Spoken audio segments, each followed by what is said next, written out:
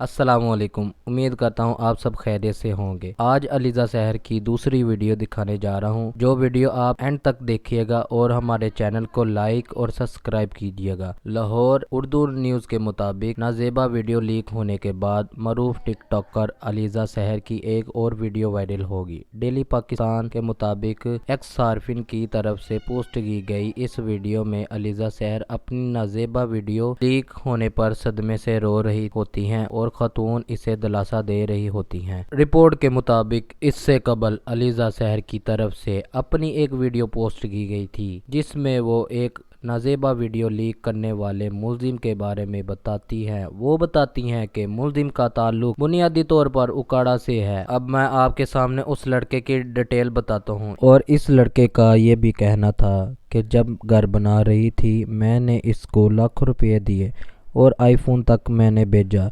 मेरा इससे 4 साल पुराना ताल्लुक़ था और इसने जो भी बोला बकवास बोला है। मेरे पास इसकी कोई वीडियो नहीं है। मैंने इससे फ़ोन करके पूछा तुम मुझे ये कौन सा इल्ज़ाम लगा रही हो।